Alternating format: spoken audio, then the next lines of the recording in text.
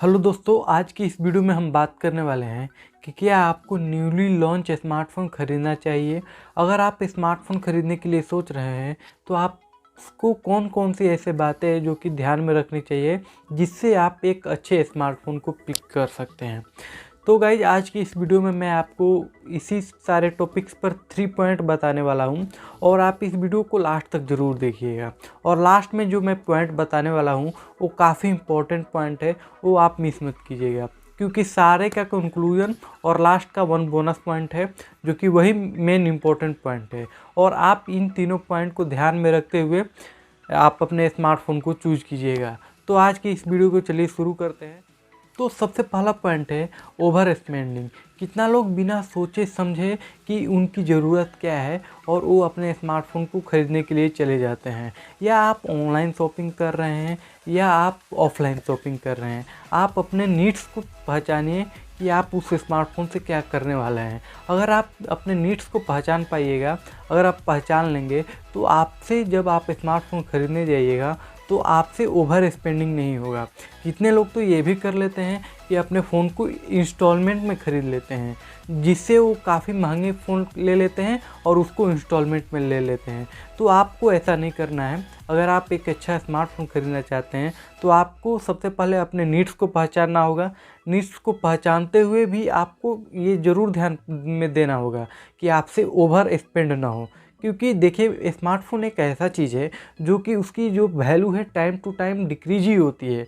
तो आपको इसको ध्यान में ज़रूर ही रखना है, क्योंकि आप जो भी ये वैल्यू डिक्रीज होगा तो ये आपको कुछ ज़्यादा वैल्यू दे नहीं पाएगा, जो कि हमको नहीं लगता है कि स्मार्टफोन पे एक हेवी अमाउंट खर्च करने की ज़रूरत है। वैसे खर्च करने वाले लोग खर्च करते हैं शौक से, तो आप इस बात को ध्यान में ज़रूर रखिएगा। जो दूसरा सबसे बड़ा पॉइंट है कि बाइंग लेटेस्ट मॉडल, मतलब कितने लोगों के दिमाग में एक बात भर ही जाती है कि न्यू ईयर स्मार्टफोन लॉन्च होने वाला है। भले आप 1 साल पहले स्मार्टफोन खरीदे हुए हैं तो अगले साल जो लेटेस्ट मॉडल आने वाला है उसको मुझे खरीदना ही खरीदना है। ऐसा आपको नहीं करना है, क्योंकि जो होता है, मैंने आपको बताया था कि स्मार्टफोन की वैल्यू डिक्रीज ही होती है।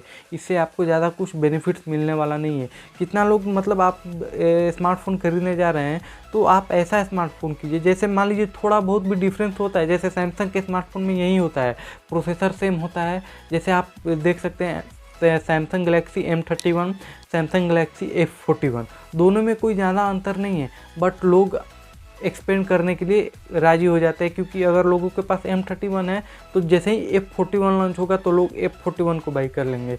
तो आपको इस बात को ज़्यादा से ज़्यादा ख्याल में रखना है कि 1 साल पुराना आप स्मार्टफोन ले सकते हैं।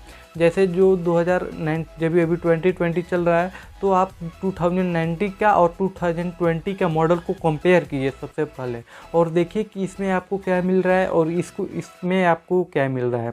और अपने नीड्स को पहचानिए, जो कि फर्स्ट पॉइंट मैंने आपको बताया था। और उसको पहचानते हुए अगर आपको लगता है कि जो 2020 वाला मॉडल है और जो 2019 वाला मॉडल है इसमें ज़्यादा कोई अंतर नहीं है, तो आप सबसे पहले आप इसमें ज़रूरी नहीं है कि 19 और 20 वाला में प्राइस का डिफरेंस ज़रूर ही होगा अच्छा खासा, क्योंकि ये 2020 में लॉन्च हुआ है और ये 2019 में लॉन्च हुआ है, तो इस प्राइस फ़ोन की प्राइस जो होगी काफ़ी कम हो जाएगी। तो आपको ध्यान में रखना है कि अगर 2019 का मॉडल आपको मतलब सेम है दोनों 2019 और 2020 वाला, तो आपको 2019 वाला चूज करना है और थोड़े मोड़े मॉडल के लिए आप कॉम्प्रोमाइज़ कर सकते हैं। तो ये एक ट्रेंड सी चल गई है कि मुझे न्यू स्मार्टफोन लॉन्च होगा, लेटेस्ट स्मार्टफोन लॉन्च होगा तो आपको लेटेस्ट स्मार्टफोन ख़रीदना ही खरीदना है।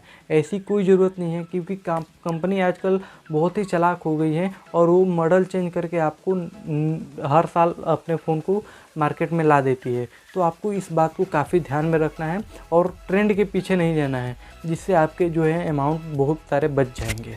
तो गाइस, मैंने जो दूसरे पॉइंट है उसमें बताया था कि आप अगर एक साल के जो है स्मार्टफोन में गैप है और स्पेसिफिकेशन सेम मिल रहा है तो आप उसे बाई कर सकते हैं। बट जो तीसरा पॉइंट है वो काफ़ी इंपॉर्टेंट है कि आपको ज़्यादा ओल्ड लॉन्च वाला स्मार्टफोन भी नहीं खरीद लेना चाहिए, क्योंकि उसमें बहुत सारे बग्स होते हैं या फिर आपको हो सकता है कि अपडेट्स लेने में प्रॉब्लम हो। तो आपको इस बात को भी ध्यान में रखना है। और जो चौथा पॉइंट है कि आप अपने स्मार्टफोन खरीदने समय बहुत सारे मैंने एक वीडियो भी बनाया था, तो उस वीडियो को देख सकते हैं आप, यहाँ पे मैं आई बटन में दे दूँगा। तो आप अपने स्मार्टफोन के प्राइसिंग को कंपेयर ज़रूर कर लीजिए, जो कि आपको बहुत हेल्प होगा। उस ऐप्स का नाम मैं आपको डिस्क्रिप्शन में दे दूँगा, लिंक डिस्क्रिप्शन में दे दूँगा, वहाँ से जाकर आप चेकआउट कर सकते हैं। तो गाइज मैं लास्ट में एक कंक्लूजन आपको दे रहा हूँ, और मैं एक बोनस पॉइंट इस कंक्लूजन के बाद बताने वाला हूँ।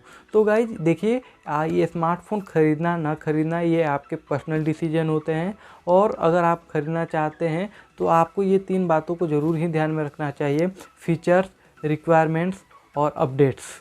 मतलब आपको टाइम टू टाइम अपडेट्स और बजट का भी आपको काफ़ी सारा ध्यान में रखना चाहिए, क्योंकि एक इस तीनों को आप लेकर चलेगा तो आप एक अच्छा स्मार्टफोन मार्केट से पिक कर सकते हैं। तो गाइस आज की इस वीडियो में मैं आपको सारे पॉइंट्स कवर अप कर दिए हैं। तो एक बोनस पॉइंट ये है कि अगर आप कोई नया लॉन्च हुआ स्मार्टफोन ख़रीदना चाहते हैं तो आप इस मतलब ये एक सोच समझ कर क्यों खरीदिए, क्योंकि जब स्मार्टफोन लॉन्च हो जाता है मार्केट में तो आप उसी समय ना खरीद लें, कुछ समय रुक जाए, 1 सप्ताह या 2 सप्ताह वेट कर लें, ताकि यूट्यूब पर आपको उसके रिव्यू मिल जाए, जिससे आपको ये पता चल जाएगा कि उस स्मार्टफोन में क्या क्या कमियां हैं।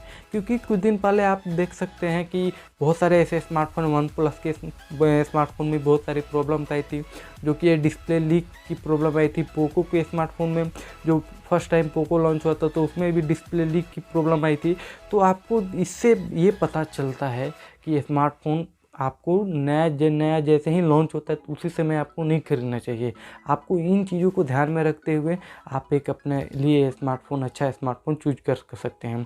तो गाइस अगर आपको ये वीडियो अच्छा लगता है तो इस वीडियो को लाइक कीजिए, इस चैनल को सब्सक्राइब कीजिए, क्योंकि बहुत सारे लोग ऐसे ही आ रहे हैं वीडियो देखकर चले जा रहे हैं।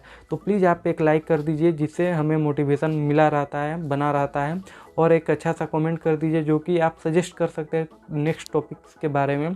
और अगर आपको ये वीडियो अच्छा लगा तो इस चैनल को सब्सक्राइब कर दीजिए। तो गाइस आज की इस वीडियो में बस इतना ही है। जय हिंद, वंदे मातरम।